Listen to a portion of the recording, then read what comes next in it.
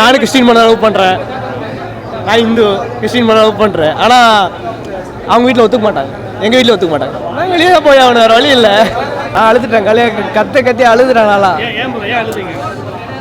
ஏன் விட்டு போயிடுவான்னு ஒரு தாட்டு போயிடுச்சு இல்லை, அதனால அழுதுட்டோம். நாங்கள் டிவிக்கே தான், தளபதி தான் வந்துட்டாரு, ரெஃபரன்ஸ் வந்தாச்சு. இப்போ அடுத்தடுத்த படம் வந்தாலும் டிவிக்கு ரெஃபரன்ஸ் வரும், சொல்லவே தேவையில்லை, அவ்வளோதான். ஓகே, படம் பிளாஸ்டிக் பேசவே முடியலனால. இப்போ நைட்டு வேலைக்கு போகணும், ராம் ஸ்ட்ரைக் ஒர்க் பண்ணுறோம், பேச முடியல. நைட்டு வேலைக்கு வர போயிட்டு நான் லைவாக பார்த்தேன், ரொம்ப சந்தோஷமாக இருக்குது. எல்லாருமே பார்த்து அவங்களுக்கும் பிடிக்கும்னு நம்புகிறேன். ஆடியன்ஸோடு பார்த்தது, அதுவும் ஃபஸ்ட் டே ஃபஸ்ட் ஷோ.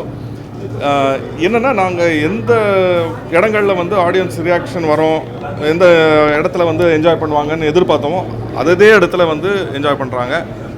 நல்ல சிரித்து கைத்தட்டி சந்தோஷமாக இருக்காங்க. அது ரொம்ப சந்தோஷமாக இருந்தது.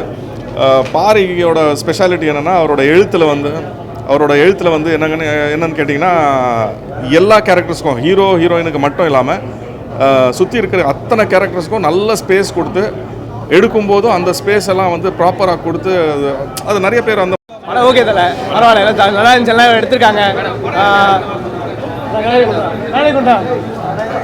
படம் ஓகே தலை, ஃபஸ்ட்டு படம்னால தெரிய விட்டாங்க மாசு, ஃப்ளாப் ஆனால பிளாக் பாஸ்டர் ஹிட் தான் அது ஃபஸ்ட்டு படம்.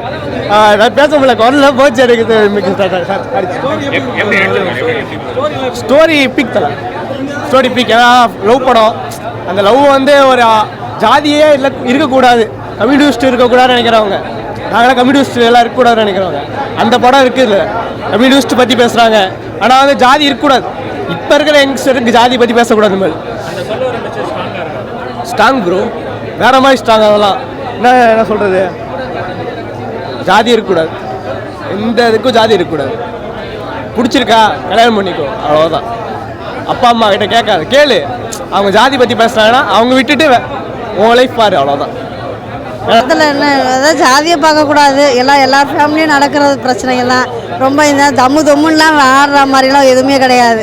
நல்லா நீட்டாக இருக்குது, படம் சுத்தமாக இருக்குது, நீட்டாக இருக்குது. உட்காந்து பார்க்கலாம், 2 தடவை இல்லை 4 வாட்டி கூட பார்க்கலாம், உட்காந்து பார்க்கலாம்.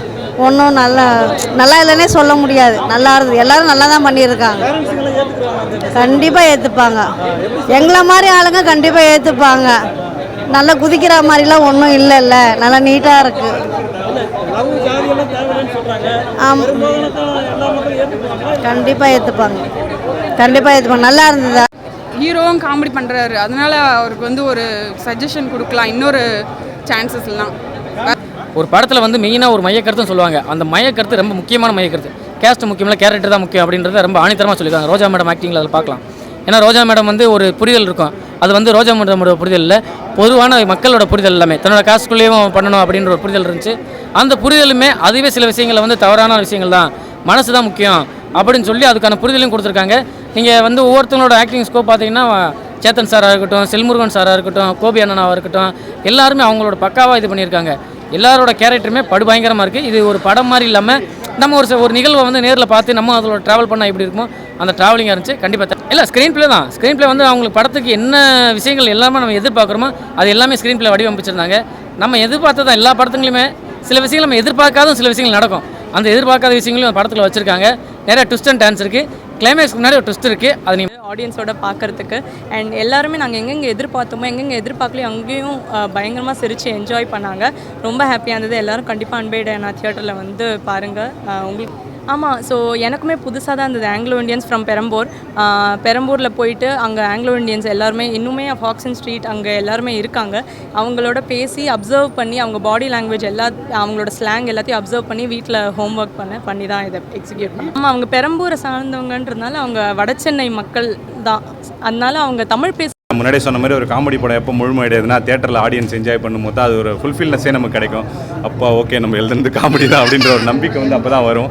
ஸோ அந்தளவுக்கு ஒரு பெரிய நம்பிக்கை வந்து இந்த ஒரு ஷோ கொடுத்துருக்கு. ஆடியன்ஸ் பயங்கரமாக என்ஜாய் பண்ணாங்க. ஒன்றே மட்டும் எங்கள் டீம்லேருந்து நாங்கள் ப்ராமிஸ் பண்ணுவோம், அன்பே டயானா உங்களை எந்த விதத்துலையுமே என்ன இது பண்ணாலுமே உங்களை கன்ஃபார்ம் வந்து இந்த படம் சிரிக்க வைக்கும் அப்படின்றது வந்து நாங்கள் வந்து நம்புகிறோம். ஏன்னா இந்த ஆடியன்ஸோட ரெஸ்பான்ஸ் பார்த்தப்பையும் அப்படி தான் இருந்தது. கண்டிப்பாக உங்கள் குடும்பத்தோட வந்து பார்த்து நீங்கள் என்ஜாய் பண்ணக்கூடிய படமாக அன்பே டயானா இருக்கும். கண்டிப்பாக பார்த்து சப்போர்ட் பண்ணுங்கள். வந்து ஒரு ஆர்டிஸ்டோட ஒரு பெயினாக தான் பார்க்குறேன். நம்ம அவ்வளோ தூரம் ஜேர்னியில் வந்திருக்கோம், எங்கே இந்த படமும் நம்ம சப்போர்ட் இல்லாமல் போய்டுமோன்ற ஒரு பயத்தில் ஒரு இதில் வந்தது தான் அது. பட் இப்போ வந்து ரொம்ப சந்தோஷமாக இருக்குது. இவ்வளோ பேர் வந்து ஃபஸ்ட் டே 9 மணி ஷோக்கு ரோகிணியில் அது வருவாங்கன்றதே வந்து எனக்கு ரொம்ப ஹாப்பியாக இருந்தது.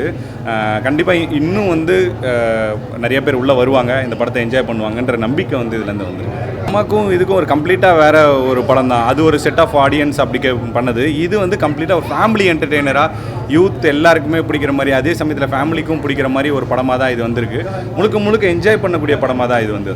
பெரம்பூர் சூஸ் பண்ண நான் பெரம்பூரில் தான் இருக்கேன், அதனால் வந்து பெரம்பூர் தான். எனக்கு பெரம்பூரில் நான் நிறைய விஷயங்கள் பார்த்துருக்கேன் இவ்வளோ வருஷத்தில். ஸோ அது வந்து படமாக பண்ணால் நல்லாயிருக்கும் அப்படிங்கிற ஒரு எண்ணம் எனக்கு இருந்தது. ஸோ அப்படி பண்ணது தான் இது. அதனால ஒரு கம்பேக்கை ரோஜா மேம் கொடுக்குற ஒரு டைலாக்லாம் ஸ்பீச்லாம் நல்லா இருக்கும். ப்ரோ அந்த ஜாதி அதெல்லாம் எதுவும் பார்க்காம கல்யாணம் பண்ணுற ஓகே தான் ப்ரோ. இது ரெண்டு பேருக்கும் வந்து அந்த கெமிஸ்ட்ரிலாம் ரொம்ப கொஞ்சம் நல்லா இருக்கு ப்ரோ இதில். ஓகே இல்லை ப்ரோ, எமோஷன் இருக்குது, எல்லாமே இருக்குது ப்ரோ இந்த படத்தில். எல்லாருமே வந்து பார்க்கலாம், நல்லா தான் இருக்குது ப்ரோ. இது காமெடியெல்லாம் சூப்பராக இருக்குது. அந்த அப்பா கேரக்டர்லாம் வந்து இன்னும் ரொம்ப காமெடியாக இருக்குது ப்ரோ.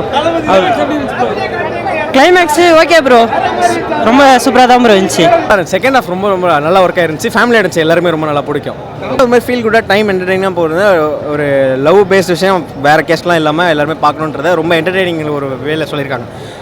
ஹோல் டீம் எல்லாருமே ரொம்ப நல்லா பர்ஃபார்ம் பண்ணியிருந்தாங்க, எல்லாருக்குமே சூப்பராக இருந்துச்சு. ஆமாம், இங்கிலீஷ் வந்து நம்ம நார்மல் இங்கிலீஷ் மாதிரி இருக்காது, அது கான்வென்ட் இங்கிலீஷாக தான் இருக்கும். ஆனால் அதுவுமே ரொம்ப வடச்சென்னை ஸ்லாங்கில் பேசுவாங்க. அது பயங்கர ஹாப்பியான ஒரு எக்ஸ்பீரியன்ஸ் ஆகும் எனக்கு. I always been the biggest fan of Gopi அண்ணா.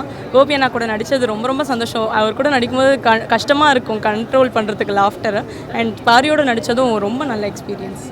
ஜம்மா படம் டேரக்டரான்ற மாதிரி தான் இருக்குது. அவருக்குள்ளே இவ்வளோ காமெடி சென்ஸ், ஹியூமர் சென்ஸ் இருக்கான்ற மாதிரி தான் இருக்குது. ரொம்ப சூப்பராக பண்ணியிருக்காரு. ஜம்மா வந்து டோட்டலாக ஆர்ட்டான ஒரு படம், அதில் பர்ஃபார்மேட்டிக்காக இருக்கும்.